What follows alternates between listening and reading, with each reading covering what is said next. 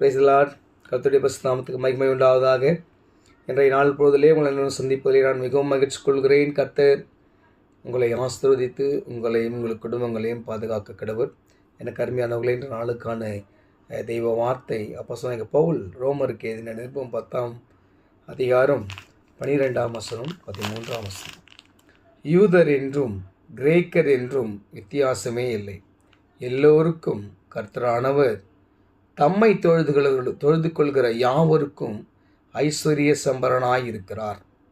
ஆதலால் கர்த்தருடைய நாமத்தை தொழுது கொள்கிற எவனும் ரட்சிக்கப்படுவான். எனக்கு அருமையானவர்களே, அருமையான வசனம். எந்த பாகுபாடும் கிடையாது. நீங்கள் தான் ஆதி முதல்ல கிறிஸ்துவங்களாக இருக்கிறவங்க தான் ரட்சிக்கப்படுவாங்க, பரலோகத்துக்கு போவாங்க. முழுக்க ஞானஸ்தானம் எடுத்தவங்க தான் பரலோகத்துக்கு போவாங்க, தெளிப்பு ஞானஸ்தானம் எடுத்தவங்க தான் பரலோகத்துக்கு போவாங்க. அப்படியெல்லாம் இல்லை. கர்த்தரை தம் சொந்த இரட்சகராக ஏற்றுக்கொண்ட யாவரும் என்ன பண்ணுவாங்களாம்? ரட்சிக்கப்படுவாங்க.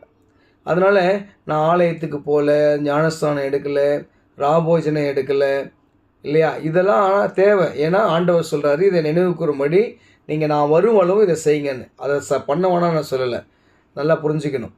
ஆனால் நிறைய பேருடைய ஒரு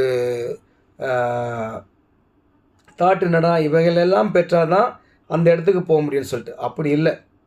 நாம் ரட்சிக்கப்பட்டு விட்டோம் என்றால் இது எல்லாமே தானாக நம்ம என்ன பண்ணோம், நம்மக்கிட்ட வந்துடும். ரட்சிக்கப்பட்டு ஆண்டவரை ஏற்றுக்கொண்டோன்னா கண்டிப்பாக ஞானஸ்தானம் பெற்றுக்கொள்வோம். ஞானஸ்தானம் பெற்றுக்கொண்டோன்னு சொன்னால் ராபோஜனம் பெற்றுக்கொள்வோம்.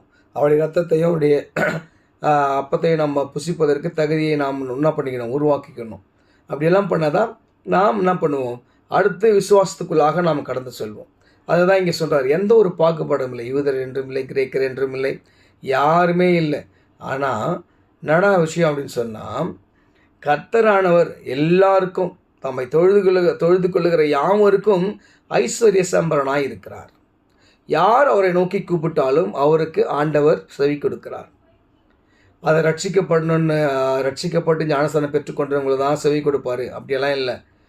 நல்ல பெரிய பெரிய போதகர்கள் ஜெபம் பண்ணால் தான் அது நடக்கும். இல்லை, நம்மளை தாழ்த்தி அர்ப்பணித்து முழங்கால் படிட்டு அவரை நோக்கி, ஆண்டவரே இந்த காரியம் அப்பா, நான் ரொம்ப இக்கட்டில் இருக்கிறேன், இல்லை எனக்கு இது ரொம்ப தேவையாக இருக்கிறது, என்னால் என்ன பண்ணுறதுனே தெரியல, என் வாழ்க்கை இப்படி இருக்குது, வேலை இல்லை, ஒரு நல்ல ஒரு ஊதியம் இல்லை அப்படின்னு சொல்லி நம்முடைய கஷ்டங்களை நாம் ஒரு இடத்துல சொல்லும்போது அவர் நம்மளை அதை பிரித்து பார்க்க மாட்டார். கண்டிப்பாக அவர் அற்புதங்களையும் அடையாளங்களையும் செய்கிறவர். அதனால் நாம் முதலாவது ரட்சிக்கப்பட்டிருக்க வேண்டும். கர்த்தரே தேவன் என்பதை நாம்